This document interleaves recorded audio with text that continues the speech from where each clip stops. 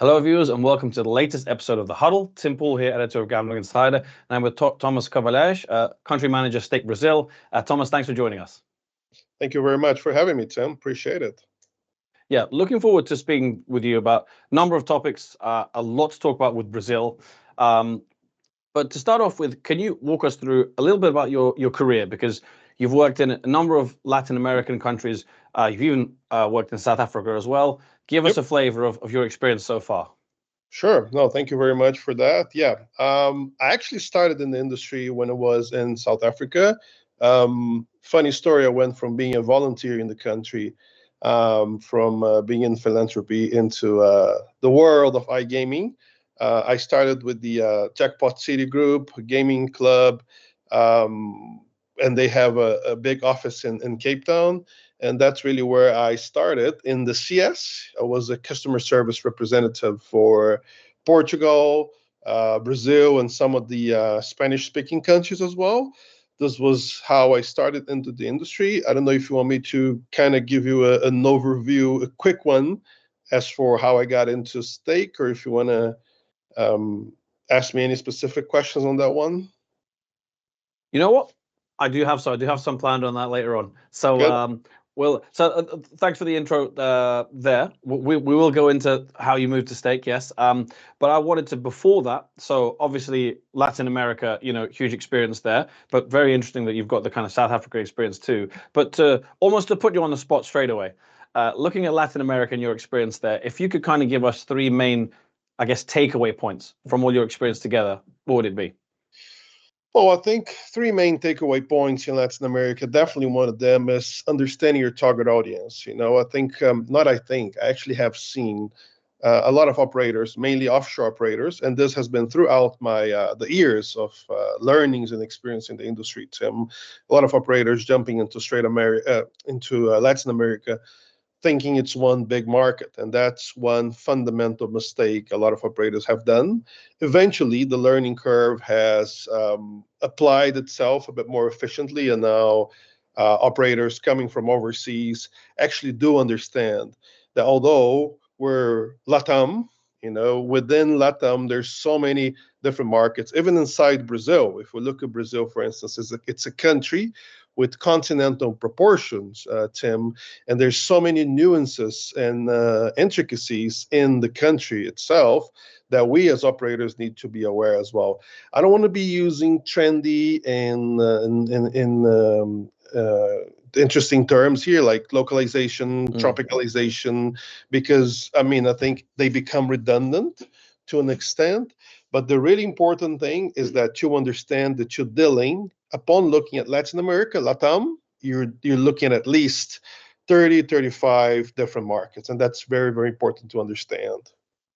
Mm-hmm. Yeah, I'm glad you said that you don't necessarily want to use trendy terms like localization, but I suppose if we were to put an umbrella on it, localization would be you got to localize those offerings across as you say, the 35 or so different markets.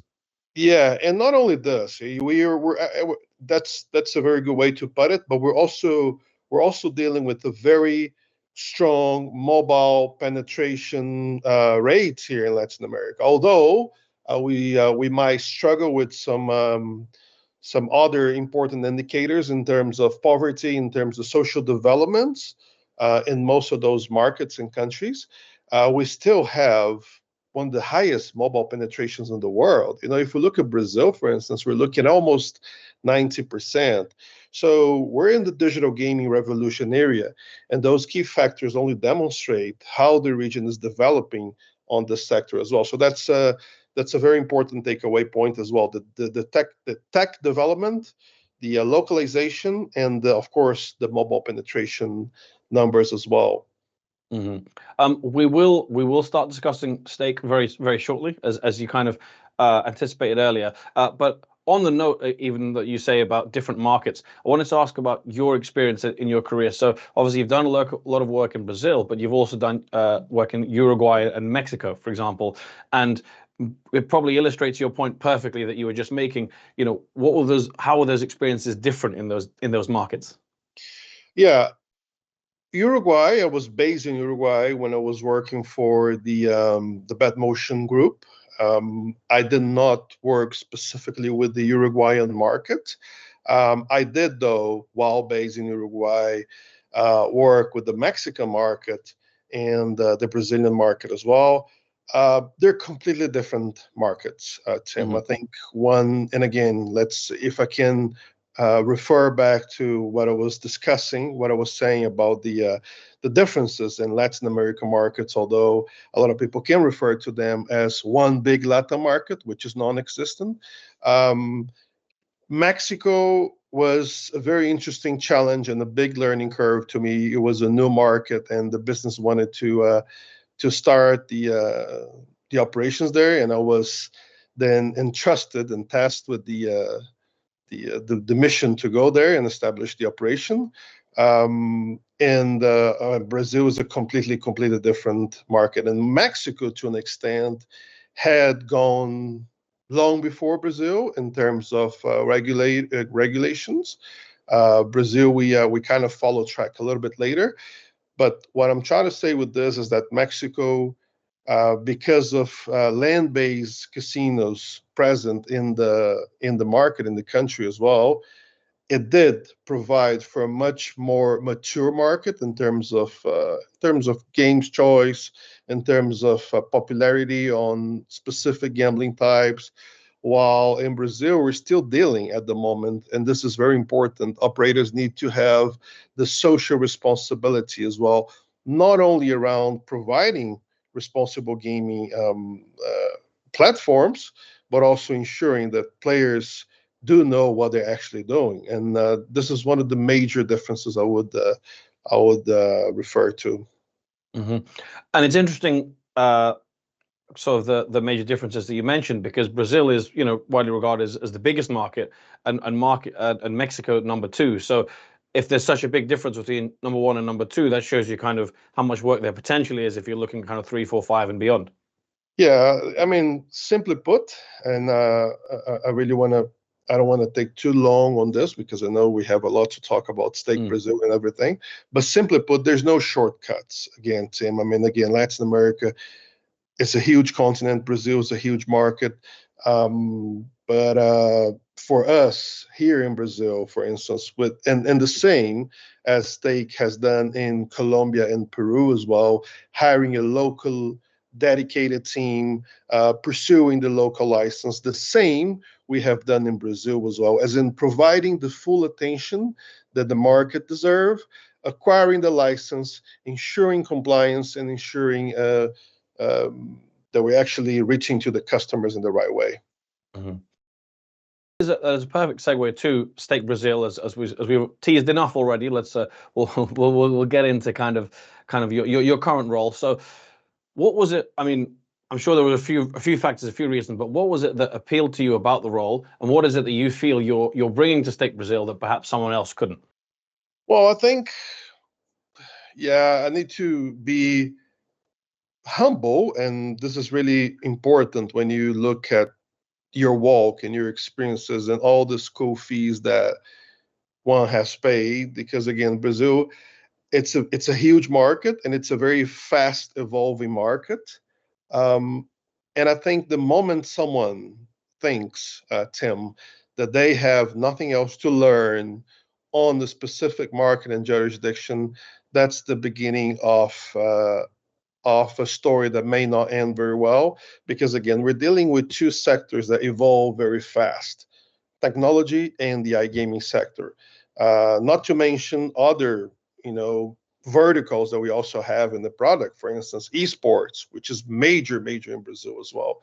So if I were again to point out to you specific reasons why this role was very appealing to me, of course, Stake is Stake. There's a reason why the brand has built its name. I can talk later about why as well we believe we have been so successful in the markets we have chosen to enter. But one of them obviously is the partnerships that we have made, the innovative approach, the doing less of the same. Those are the things that really attracted me as well. I've always seen Stake in the market. They've always been very innovative. They've always done things in a different yet compliant way. and very effectively. It's a brand that attracts, that draws attention, almost love. And this is really in line with our overall strategy. Of course, we want players. Everybody wants players. Everybody wants users in the platform. But if you look around as well, our users, they choose us because they also, it's almost like saying they're fans. I think we can pretty much say this, be it for the Formula One team, be it because they feel a very good similarities and reasons why they love the brand, and we want to continue that way, and we believe that's the difference. And for me, Tim, seeing that and seeing that as an opportunity was a major win-win. What I am bringing to the table is, again, years of experience, not only in Brazil, but in the Latin American region as well. Working very close with the Latin American leadership. We have a hub in Bogota, Colombia. The hub of Stake Latin America is based in Bogota, Colombia, under the leadership of our very competent leader, Diana Otalora, who actually won the Leader of the Year prize at one of the major iGaming events last year in Miami. So yeah, I'm very proud. I mean, I can tell you, I can spend the whole day telling you why I believe Stake was the right fit for me. And I do believe I am bringing a lot to the table as well. So I can, again, very humbly say that this is definitely a win-win combination. Mm-hmm. It's interesting your mention of esports as well, because obviously esports huge, and Counter-Strike particularly in Brazil, and only just recently we've had kind of law updates to allow betting on kind of extra esports shooting games as well. But in terms of everything you've mentioned there in terms of the appeal to players and things like that, what kind of market share is Stake targeting based on that? And it would be fantastic if you could give me some numbers, but let's see what you've got. I'll be very honest to you. Of course, market share, it's really, really important. We always want more, and there's always room for more. I do believe the regulated market in Brazil is still going through a very initial phase of adaptation to the actual regulated reality. So what we're doing right now to achieve the best possible market share we can is we're working tirelessly with our product when it comes to innovation and localization. So, of course, users and the market can expect more and more of Stake's DNA and approach. We're adapting all this to the Brazilian customer. You can really see the response from customers being very positive as well. So that's one of the things we're doing to actually achieve better market share. And the distribution network expansion, as in affiliates, partnership, not only in bringing traffic, but in providing the good technology as well. This is really, really important because I need to mention, Tim, that tech development is one of our main strengths. It's always been. People have always looked up to Stake because of the technical capacities and capabilities that we had. The other thing, and I'm just mentioning pillars here to achieve the market share that we're aiming for, marketing and branding efforts. Again, this has been another very strong DNA mark of Stake's approach in the markets as well. So our marketing strategies are focused on brand awareness and responsible gambling. And this is why, again, this is very important for Brazil. Referring back to the answer I previously gave to you for Brazil being a new market to an extent. It's not like Brazil, we had land-based casinos here before the online regulation. Last but not least, partnership and collaborations. Our partnerships formula and approach is what makes us big. We're very proud of our partners. We really pick them on a very intentional and selective manner. And I can mention some to you here, which again, we're leveraging with our partners to achieve the market share. Again, I can make the Stake Formula One team, Bortoleto as the new Brazilian driver, which is actually very, very good for the country as well. We've been waiting for a long time to have someone again in the Formula One sport.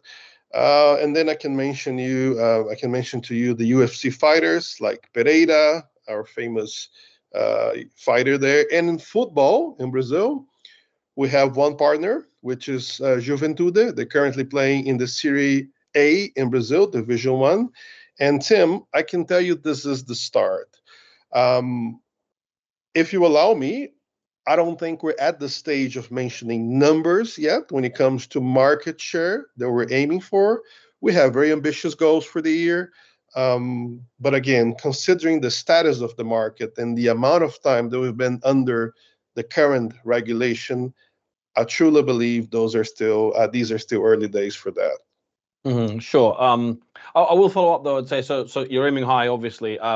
But given the competitive nature as well, what do you think of kind of, I guess, new entrants to the market, and obviously a lot of kind of, I suppose, foreign investment as well since regulation. So you've got the big companies like Flutter coming in and MGM joint venture. How do you view kind of the competitiveness of the market and some of the big players that have entered? Well, yes, it's happening as you said.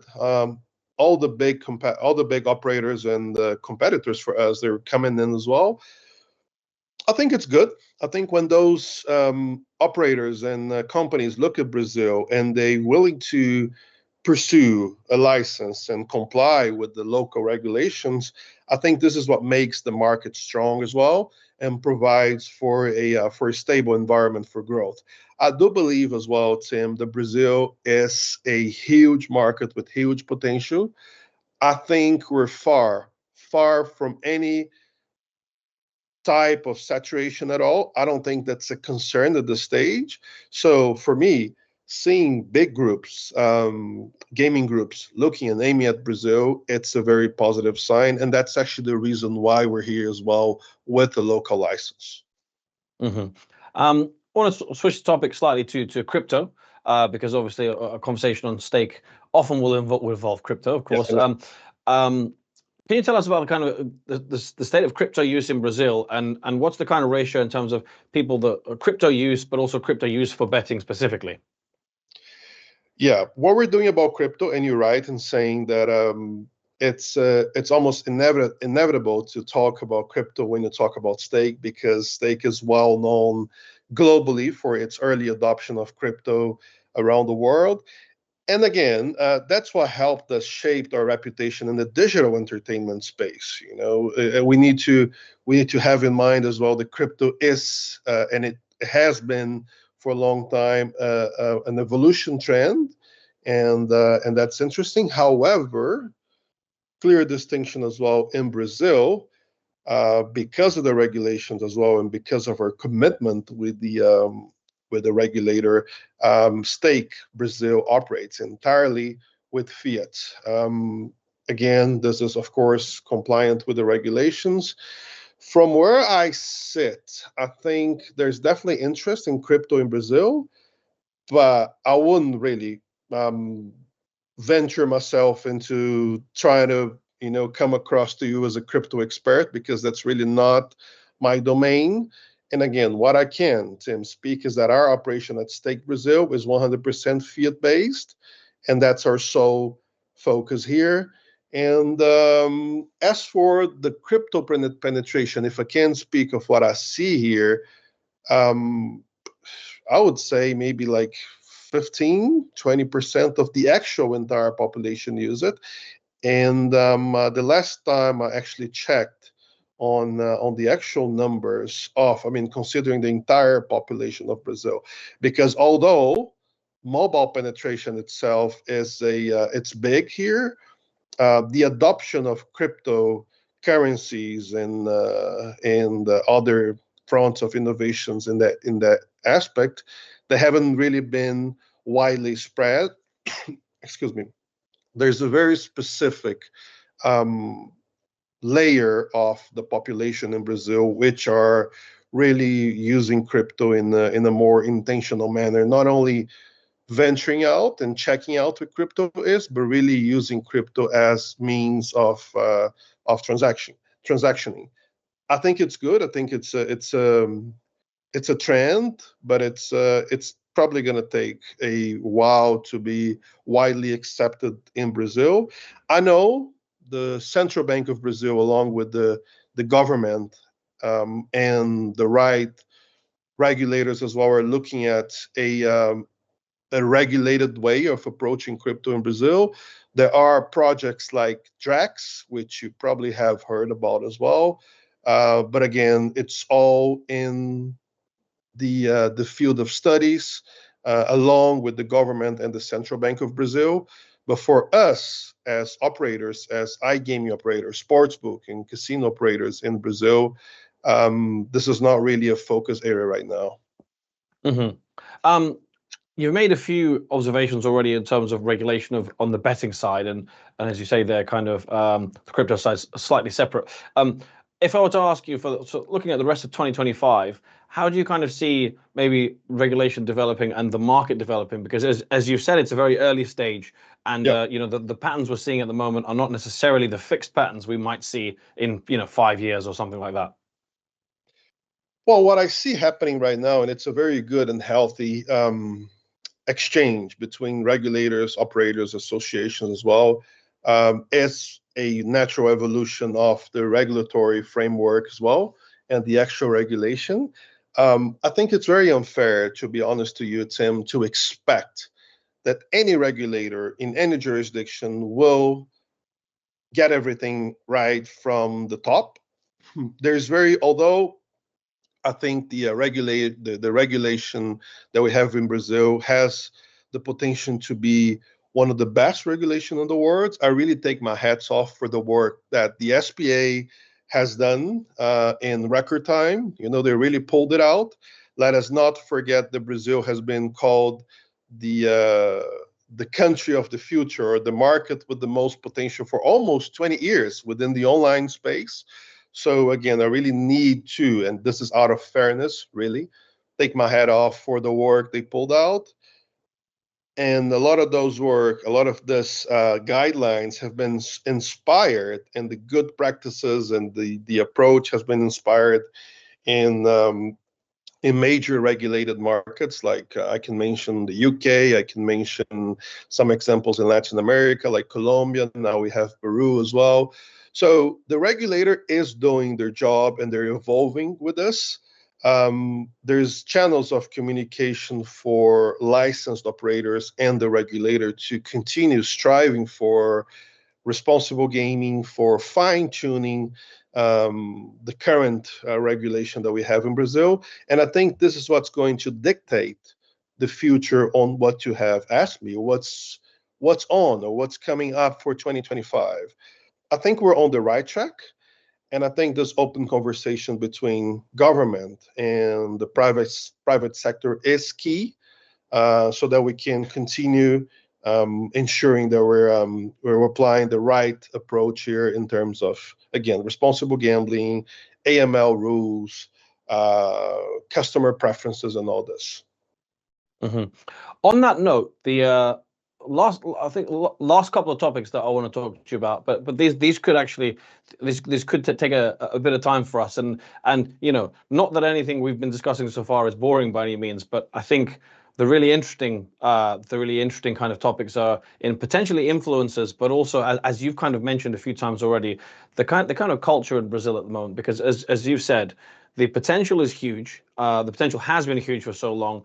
It's a sports crazy nation in a good way. With all respect. Gaming appetite is high, but at the same time, it's kind of national headlines about kind of problem gambling rates and that kind of thing.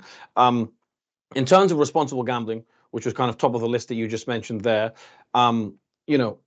I guess I'm not even sure if this is a question, more of an observation, really. But in terms of the heart of the issue in Brazil at the moment is how to maximize that potential, but do it the right way, the sustainable and responsible way. No, that's absolutely right. And look, there's very specific guidelines from CONAR, which is the board or the body that regulates the marketing activities in Brazil. And we, the locally licensed operators, we're not only, of course, the regulation is the most important. It's the north for all of us operators, but there's a lot of other rules and guidelines and set of good practices that we need to keep in mind as well. So there's very strict rules, Tim, in terms of responsibility on the influencer.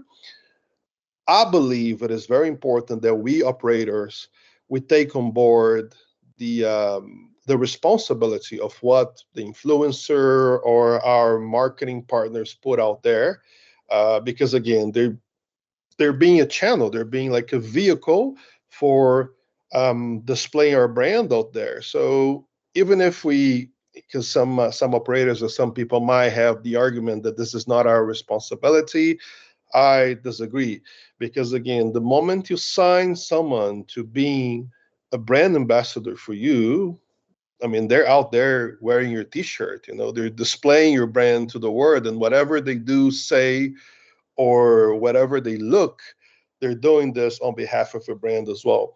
What we are doing at Stake Brazil, we're being very selective, very careful as well. That's the right word, as in the choice of our marketing partners. I mentioned some of the global marketing partners to you.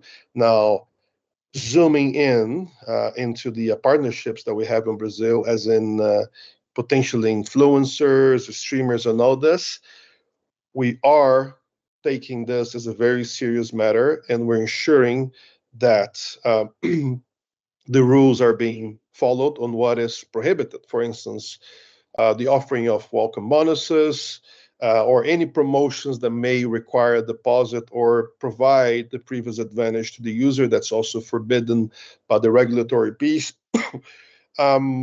What we're doing right now as well in terms of mitigating the commercial gap that this provides as well, because it's important that we touch base on this as well. There's other ways to actually providing and acquiring the loyalty from the customers that you want. So working with loyalty programs is the way to go. And again, ensuring that you're doing your best and you're speaking your customer language as well, with the absolute guideline that we're being responsible on the marketing activities as well. Yeah, it's interesting to hear Stake's specific approach on that. If we're to look at perhaps some other examples through history, obviously there was the Fortune Tiger example, which kind of made mainstream news. BBC Brazil even got in touch with Gambling Insider, to talk about that. And you see influencers at the moment. I mean, even sort of 2 or 3 this week in Colombia, Argentina, and Brazil, influencers getting in trouble. Are there a couple of things that the industry at large can do as well, perhaps in terms of, could there be more done to educate players as well? So, for example, there'll be a lot of loyalty and faith in influencers, but just to know that everything they say isn't necessarily going to be with goodwill, potentially. Correct. Hopefully it is if they abide by the rules, but yeah. If I have to be very honest with you, and this is a topic that I'm really passionate about, because again, we need to really look at things with a context. I don't think Fortune Tiger, or Tigrinho, as we call it here in Brazil, was the problem. I think it really made us look at a number of issues that we had to look as operators, as government, as the regulator. And this is like, if I can call it, a bit of a good chaos that was provided. It's almost like when you open a can of worms, my former boss would say in South Africa to me, Thomas, we're opening a can of worms. And I think that's what Tigrinho did as well. Because of course, what's wrong is wrong. I think, and I have seen a lot of influencers on behalf of brands and big brands as well, promoting gambling in the wrong manner, promoting gambling as means of investment. We had a lot of very irresponsible Instagrammers, YouTubers flying to Dubai, renting Ferraris, and then shooting stories saying, look what Tigrinho has just given me. And unfortunately, Tim, we're sitting in a country where the population right now follows more what an influencer says than what a teacher would tell them. This is a social problem. And again, referring to the can of worms, this is one of the things that we had to look as operators, as government. So that's why now we're looking at ways to reinforcing our responsible gambling approach through educative and socially driven initiatives. But the fact is, Tigrinho made us see a lot of things, and it sounded the alarm bells in a lot of fronts as well. But the game itself, if I can switch tabs now and look at the good things, the game has been a hit and a success, not only because of that, but also because it was just a very simple game for players. Mhm. And if I can refer back to what I mentioned in the recent, in one of my recent comments, we need to remember that Brazilians, they're just not used to playing an online slot or even a land-based slot. I've most of the panels and most of the opportunities I have to talk about the Brazilian market. One of the things that we forget, and it's almost like a deadly sin to do this, is to think that you just put a Brazilian sitting in front of a slot machine and they know what to do. They just don't know, Tim. They don't know what lines are, what coins are. They don't know the difference between playing coins or credits. What do you do with lines?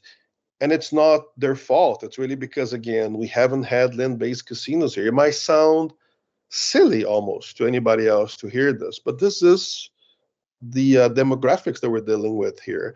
And games like Tiger Fortune, I can even mention most crash games as well, are really what have made casino and games of chance and RNG games popular in Brazil. And why is that? Simply because they're simple enough for people to grasp the concept, understand what they're putting at stake, in getting a win or a loss. But I mean, it's been games like Tigrinho and Crash games have been really helpful in driving the market forward as well. Mhm. Yeah, so I mean, the education piece is very important, as we're saying, and I think I'd probably add that in terms of trust and building trust with players, there's a lot of discussion, kind of even in Gambling Insider magazine and our huddles, about how to market to players, how to keep their loyalty, and as you say, players that want to come back. And ultimately, if a player is burned by an experience where they've been tricked by an influencer, you lose that trust, and even if you get their whole wallet in one go, it's Yep. not a sustainable market, Yeah, and we see it. Like I said to you, we at Stake Brazil, I have decided as someone who's responsible for the strategy and to a certain extent the compliance with the rules in Brazil. Of course, we have our head of compliance here, but because again I'm overseeing the overall operations here, I have taken upon ourselves as a Stake Brazil to be responsible. We see that as our responsibility to work hand in hand with the regulation, with the regulator, the regulatory bodies, to foster a safe and ethical gaming environment through the channels, to the responsible gaming channels, with very robust programs around us, and also unwavering ethical marketing practices. In fact, right now we're producing a story which is going to be one of our marketing initiatives as well, around responsible gambling in Brazil. We're positive this will be a good story. We're looking forward to it becoming a lending story in Brazil, and this is how we want to make history in Brazil as well. Not only for being a huge operator, not only for having massive market shares and displaying good profit and financial health, but also for being an operator that really makes change and makes history and understands the social responsibility that includes when you decide to be an iGaming operator in a given market. Last question from me, and it can encompass all the areas we've discussed. But if you could pinpoint if we were to have this conversation and speak this time next year, kind of first few months, first year of the market of operations, where would you love to Stake to be? That's a very interesting exercise. It feels good to project ourselves, towards next year. Let's say maybe April, May. One thing I can tell you, Tim, is that we want to remain innovative with the cutting edge technologies and the sustainable growth through a strategy centered around user experience. This is one thing that we will not change. I cannot ascertain to you where exactly in terms of rankings or in terms of market share we want to be, but I can give you what's going to continue being our north, which is again technology, user experience, responsible gaming, ethical marketing. And as I mentioned before to you as well, Tim, Stake Brazil's ambition is to be recognized as a leading and trusted operator within the Brazilian market. Of course, if I want, if I can, or if it happens, because I believe goals like this, such as market share or ranking, to me, they're more like a consequence of a good work being done than a goal. I can be, um, I can be like, I can dream here and say, I want to be in the top five. I want to be in the top six. I want to be one of the top three. But those become just empty dreams. It's almost and dreams. It almost becomes like a pie in the sky if your foundations are not set in the right place, if you don't have the fundamental pillars, which are again UX, responsible gaming, ethical marketing. If you do all this right, accompanied by a strong marketing, compliant marketing, then it's a matter of time. You're going to be in the top providers, the top operators in the market in the matter of time. We really want to solidify our position in the country as well by building strong and loyal communities.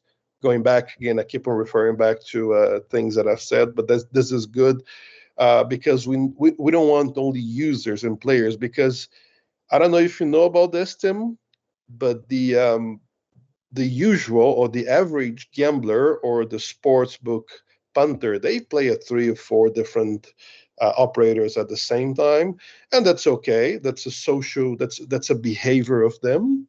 But we want to work on creating and increasing the loyalty as well, and this will have a very direct impact on the market share. So that's one thing. We want to build a loyal community to Stake Brazil, establishing a reputation for transparency and integrity as well, by setting benchmarks on ethical operations within the Brazilian gaming sector. And last but not least, on this topic, demonstrating a very tangible impact through our responsible gambling initiatives. And like I said to you, I gave a bit of a spoiler here. We're currently preparing a story which we're actually shooting next week, and we're hoping that this will be a very good landing his story that will eventually guide people in the right direction as well in terms of what is gambling. It's not investment. Gambling is entertainment. It's not to be seen as means of guaranteed return for players. So the way we're doing this and the way we're dealing with issues like we talked about when it comes to irresponsible marketing efforts by some influencers is number one, choosing the right partners, and number two, ensuring that we're talking and we're making the population aware that gambling is for entertainment. It's not for investment. In a nutshell, that's it. I know I've elaborated perhaps a bit more than what you wanted, but I think these are very important points. More is always better. Overall, really interesting. But yes, the loyalty and the community point does stand out to me because the average sports bettor, just look at myself in the UK. I might bet with a couple of brands, but I guess it's an ambitious undertaking if you're looking to create that loyalty to Stake. But that is certainly Stake Brazil, and that's certainly something that if you achieve, could very much be a differentiator. Yep. Yep, and we'll do this offering portfolios of sports betting events and continue increasing them. Casino games, there are thought or have a bit of a localized approach as well to our customers. You mentioned the esports ordinance that was out just recently as well. So yes, this provides for more opportunities, not only for us at Stake Brazil, and that's one vertical that we've been known for as well, our esports verticals and our choice on esports. And now we have a bit more room on the regulatory framework as well to even offer some more choices to our customers as well. Of course, always having UX as one of the main priorities. Mm-hmm. Well, Thomas, obrigado. Thank you very much for your time. Really enjoyed the conversation, and I'm sure we'll catch up again soon. And I'm sure there'll be plenty of developments across Brazil that we can reflect on at that time. Amazing, Tim. Thank you very much for the conversation. It was very structured, very driven, and I really enjoyed it a lot. I can only thank you for the opportunity as well. You're welcome, and it's a pleasure. And to our viewers as well, we hope you enjoyed the conversation, and thanks for watching.